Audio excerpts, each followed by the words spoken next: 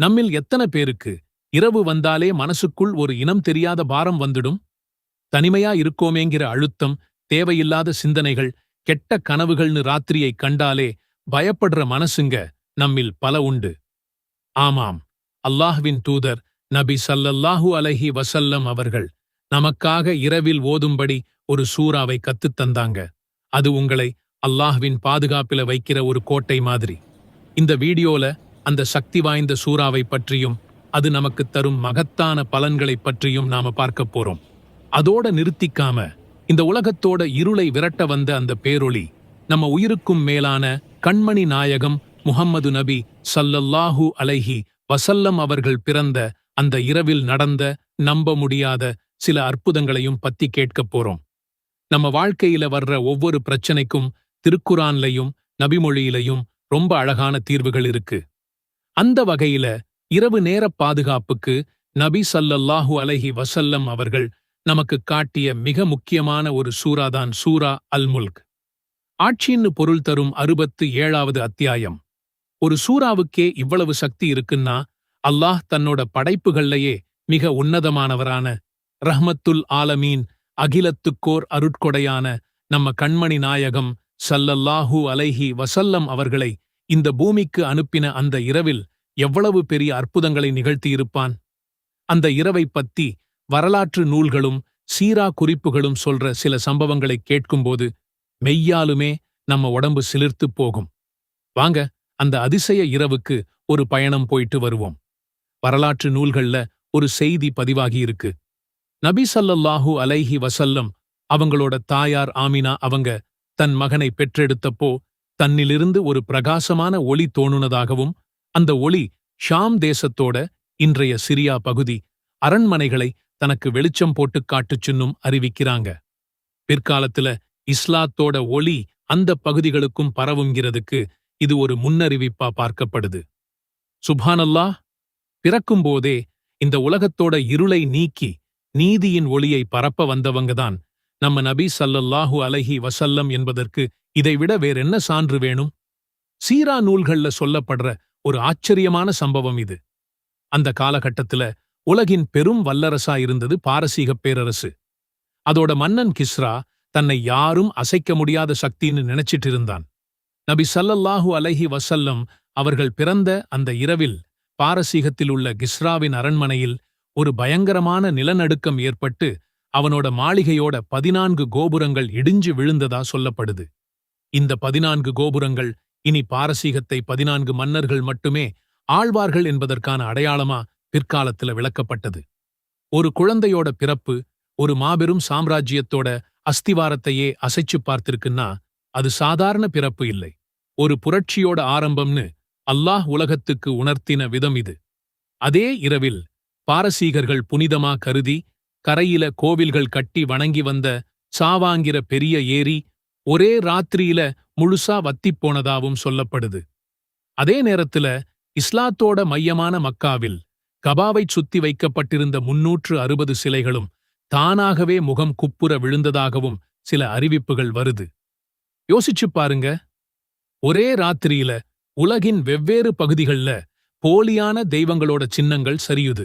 ஒரு புதிய யுகத்தோட பிறப்பை, ஒரு புதிய விடியலை ரஹ்மானோட அத்தாட்சிகள் இந்த உலகத்துக்கு பறைசாற்றுகின்றன. இப்போ நாம கேட்ட இந்த நிகழ்வுகள் எல்லாமே சீரா மற்றும் வரலாற்று நூல்கள்ல பதிவான செய்திகள்தான். இந்த அறிவிப்புகளோட நம்பகத்தன்மை பத்தி அறிஞர்கள் ஆழமா ஆய்வு செஞ்சிருக்கிறாங்க. சிலவற்றை உறுதியற்றவைன்னும் சொல்லியிருக்கிறாங்க. அல்லாஹ்வின் தூதர் நபி ஸல்லல்லாஹு அலைஹி வஸல்லம் அவர்கள் நமக்காக இரவில் ஓதும்படி ஒரு சூறாவை கத்துத் தந்தாங்க.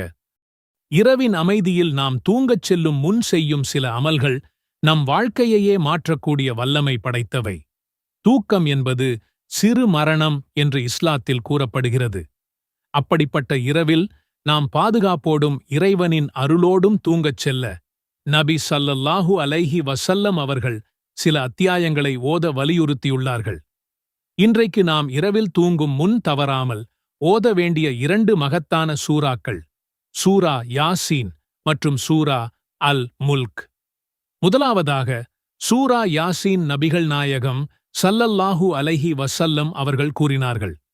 நிச்சயமாக ஒவ்வொரு பொருளுக்கும் ஓர் இதயம் இருக்கிறது. திருக்குரானின் இதயம் சூரா யாசீன் ஆகும். இரவில் தூங்குவதற்கு முன்பாக சூரா யாசீனை ஓதுபவருக்கு மிகப்பெரிய நன்மாராயம் காத்திருக்கிறது. ஒருவர் இரவில் அல்லாஹ்வை மட்டுமே திருப்திப்படுத்தும் நோக்கில் சூரா யாசீன் ஓதிவிட்டு தூங்கினால் அன்றைய இரவே அவருடைய அனைத்து பாவங்களும் மன்னிக்கப்பட்ட நிலையில் அவர் காலையில் விழித்தெழுகிறார் என்று ஹதீஸ்களில் வந்துள்ளது. அது மட்டுமல்லாமல் மனக்கவலை, தூக்கமின்மை, பயம் போன்றவற்றால் கஷ்டப்படுபவர்கள் இரவில் இந்த சூராவை ஓதி வாருங்கள். உங்கள் மனதில் ஒரு பேரமைதியும் அல்லாஹ் மீது உறுதியான நம்பிக்கையும் ஏற்படுவதை நீங்கள் உணர்வீர்கள். தினமும் ஓத முடியாவிட்டாலும் இதன் சிறப்பை புரிந்து ஓத முயற்சி செய்யுங்கள். இரண்டாவதாக சூரா அல் முல்க். நபி ஸல்லல்லாஹு அலைஹி வஸல்லம் அவர்கள் இரவில் தூங்கச் செல்வதற்கு முன் இந்த 30 வசனங்கள் கொண்ட சூரா அல் முல்க் அத்தியாயத்தை ஓதாமல் தூங்க மாட்டார்கள். ஹதீஸில் வருகிறது, திருக்குரானில் 30 வசனங்கள் கொண்ட ஒரு சூரா இருக்கிறது. அது அதை ஓதிய மனிதருக்காக அவரது பாவங்கள் மன்னிக்கப்படும் வரை அல்லாஹ்விடம் பரிந்துரை பேசுகிறது. அதுதான் சூரா அல் முல்க். ஆதாரம் அபூதாவுத், திர்மிதி. மேலும் நபிகள் நாயகம் ஸல்லல்லாஹு அலைஹி வஸல்லம் அவர்கள் கூறினார்கள், சூரா அல் முல்க் என்பது கப்ரின், மண்ணறையின் வேதனையிலிருந்து காக்கக்கூடிய ஒரு கேடயமாகும். நாம் மரணித்த பிறகு மண்ணறையில் தனியாக இருக்கும்போது நம்மை வேதனையிலிருந்து காப்பாற்ற இந்த சூரா நமக்காக அல்லாஹ்விடம் போராடும். எனவே தினமும் இரவில் படுக்கைக்குச் செல்லும் முன் சூரா அல் முல்க் ஓதுவதை உங்கள் வாழ்நாளின் வழக்கமாக மாற்றிக்கொள்ளுங்கள். அல்லாஹும்ம ஸல்லி அலா முஹம்மதின் வ அலா ஆலி முஹம்மத் கமா ஸல்லைத அலா இப்ராஹீம வ அலா ஆலி இப்ராஹீம் இன்னக ஹமீதுன் மஜீதுன். அல்லாஹும்ம பாரிக் அலா முஹம்மதின் வ அலா ஆலி முஹம்மத் கமா பாரக்த அலா இப்ராஹீம வ அலா ஆலி இப்ராஹீம இன்னக ஹமீதுன் மஜீத்.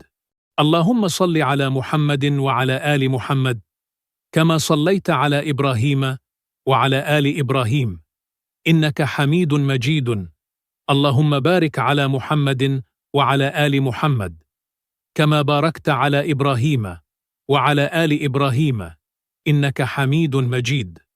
يا الله, இப்ராஹீம் அலைஹிஸ்ஸலாம் அவர்கள் மீதும் இப்ராஹீம் அலைஹிஸ்ஸலாம் அவர்களின் குடும்பத்தார் மீதும் நீ அருள் புரிந்ததைப் போலவே முஹம்மது ஸல்லல்லாஹு அலைஹி வஸல்லம் அவர்கள் மீதும் முஹம்மது ஸல்லல்லாஹு அலைஹி வஸல்லம் அவர்களின் குடும்பத்தார் மீதும் நீ அருள் புரிவாயாக. நிச்சயமாக நீ புகழுக்குரியவனாகவும் கண்ணியமிக்கவனாகவும் இருக்கிறாய். யா அல்லாஹ், இப்ராஹீம் அலைஹிஸ்ஸலாம் அவர்கள் மீதும் இப்ராஹீம் அலைஹிஸ்ஸலாம் அவர்களின் குடும்பத்தார் மீதும் நீ அபிவிருத்தி பரகத் செய்ததைப் போலவே முஹம்மது ஸல்லல்லாஹு அலைஹி வஸல்லம் அவர்கள் மீதும் முஹம்மது ஸல்லல்லாஹு அலைஹி வஸல்லம் அவர்களின் குடும்பத்தார் மீதும் நீ அபிவிருத்தி பரகத் செய்வாயாக. நிச்சயமாக நீ புகழுக்குரியவனாகவும் கண்ணியமிக்கவனாகவும் இருக்கிறாய்.